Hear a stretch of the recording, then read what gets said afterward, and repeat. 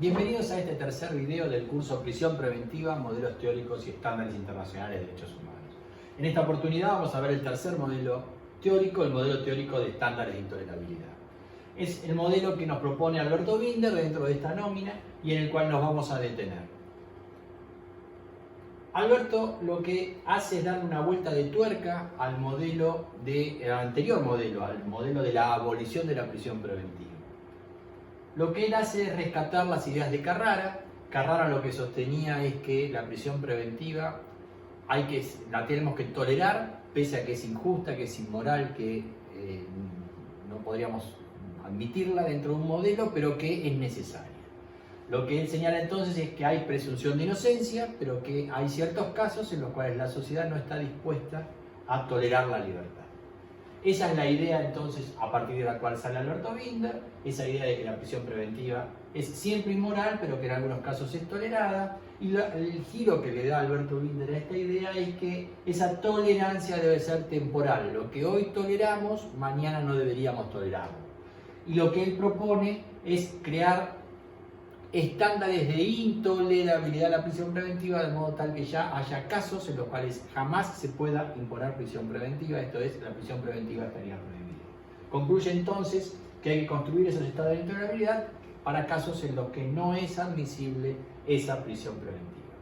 Y esta tesis de Binder aparece receptada de alguna manera en varios pronunciamientos de organismos internacionales de derechos humanos. Por ejemplo, en este informe, el informe del uso de la prisión preventiva en las Américas del 2013 de la Comisión Interamericana, la recomendación C5 habla de que los estados estudien la posibilidad de aumentar el número de las figuras delictivas, o sea, los tipos penales, respecto de las cuales no cabe la posibilidad de aplicar prisión preventiva. Esto es, delitos en los cuales la prisión preventiva no sería admisible. Otra de las recomendaciones de este mismo informe señala que la prisión preventiva no debe ser usada en casos de infracciones penales menores. Aparece en la recomendación C13 otra idea que puede vinculársela con la idea de Binder, porque esta recomendación C13 dice que toda disposición que ordene la aplicación obligatoria de la prisión preventiva por el tipo de delito deberá ser derogada. Esto refiere a los llamados delitos inescarcelables, por calificación legal. Es muy común que, casi desde manual, que ante ciertas demandas de seguridad ciudadana, ante el auge de cierto tipo de delitos, las legislaciones los consagren como delitos inescarcelables en base a ese tipo penal, a esa calificación legal. En Argentina, un caso paradigmático es el robo de ganado, el abigeato, y esto tiene mucho que ver por cuanto las provincias, al no poder tallar en política criminal a través del dictado de un código penal, porque no tiene jurisdicción para ello, lo hacen a través del código procesal, convirtiendo en inescarcelables ciertos delitos. Bueno, la recomendación C13 lo que nos dice es que esos delitos donde no debe ser impuesta la prisión preventiva de manera obligatoria deben ser derogados. Finalmente, esta misma idea de los delitos inescarcelables es reiterada en otra recomendación de otro documento, ya no el informe sobre el uso de la prisión preventiva, sino el informe de Comisión Interamericana sobre medidas dirigidas a reducir el uso de la prisión preventiva en las Américas, que es un documento del 2017. Y ese documento, a la par de reiterar lo mismo que la recomendación C13 como recomendación B4, le pone un plus a la recomendación C5, porque esa misma recomendación lo que dice es que los estados deben aumentar el número de figuras delictivas respecto de las cuales no cabe la posibilidad de aplicar prisión preventiva. Y aquí se ve el carácter progresivo de derechos humanos, mientras que en el anterior documento, en el 2013, le recomendaba a la Comisión Interamericana estudiar a los estados la posibilidad de reducir, aquí ya la cuestión es imperativa. Los estados deben aumentar el número de figuras delictivas en las cuales no corresponde a prisión preventiva. Y agrega algo más. Dice que los estados no tienen que establecer mayores restricciones a los mecanismos y posibilidades de aplicación y posibilidades de procesales de excarcelación, o sea, no a la mano de obra. Esta misma recomendación concluye diciendo que en ningún caso la ley podrá disponer que algún delito quede excluido del régimen establecido para el cese de la prisión preventiva, que es el instituto análogo a las excarcelaciones en los códigos modernos, o que determinados delitos reciban un tratamiento distinto respecto de los otros, violando la idea de igualdad, en materia de libertad durante el proceso, sin base en criterios objetivos y legítimos, por la sola circunstancia de responder a estándares como alarma social, repercusión social, peligrosidad o algún otro. ¿Sí? Aquí se mete ya con fundamentos legitimantes, que va a ser un tema que vamos a analizar en uno de los videos de este curso. En definitiva, como vemos, aparecen entonces dentro de las posibilidades de las normas estos estándares de intolerabilidad de los que nos habla Binder. Y así se ha concretado, por ejemplo, en el Código Procesal Penal Federal, que hoy está vigente en Salta y en Jujuy, porque el artículo 218 establece: no procederá la prisión preventiva en los siguientes supuestos. O sea, está prohibida, es intolerable la prisión preventiva en esos supuestos. Y el primer supuesto que nos da en el inciso A es si por las características del hecho y las condiciones personales del imputado pudiera aplicarse una condena condicional. En caso de condena en suspenso, está prohibida la prisión preventiva como intolerable. Y esto es una conclusión a la cual de todas maneras llegaríamos, aunque no estuviera en la norma, a través de uno de los principios de la teoría general de las medidas de coerción, que es el principio de proporcionalidad.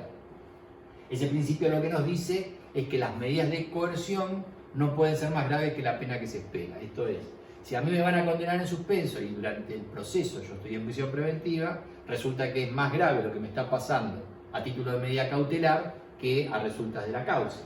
En definitiva, entonces, la libertad se impondría por este principio. Pero por supuesto, que esté plasmado en la norma en estos términos es mucho más efectivo, porque hoy, pese a que el principio de proporcionalidad lo entendemos, es un concepto que es fácilmente entendible en términos de cuál es su definición y sus consecuencias, nos resulta que en la práctica nos topamos con muchos casos de presos preventivos en los cuales, cuando le preguntamos al juez que le denegó la excarcelación o le dictó la prisión preventiva, qué condena se espera para ese sujeto a resultas del proceso, nos va a decir que condena en suspenso.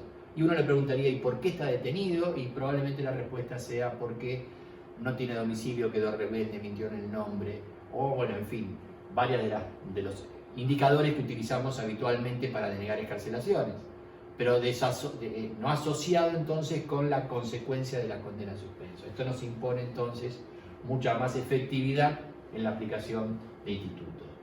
Y la realidad es que no solo se trata de plasmar en estos términos como estándar de intolerabilidad principios generales de las medidas de coerción, como es este principio de proporcionalidad, sino que nos abre un abanico ilimitado de casos. Y así lo hace, por ejemplo, este artículo 218, porque los incisos B y C introducen nuevas causales que no tienen que ver con principios generales de la teoría general.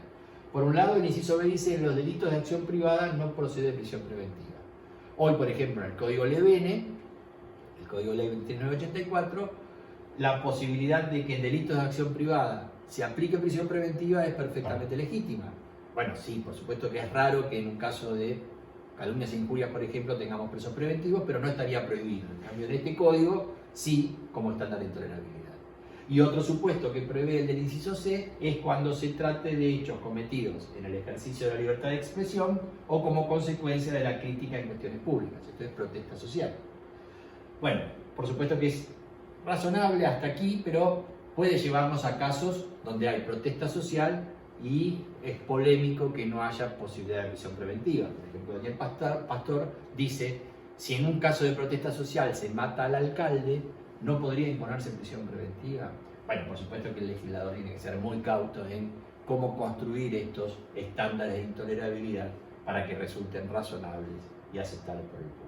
Pero abre toda una posibilidad muy interesante, y este es el mérito de esta teoría que nos propone Alberto Binder, que siempre le da una vuelta de tuerca a las cosas y abre nuestras cabezas.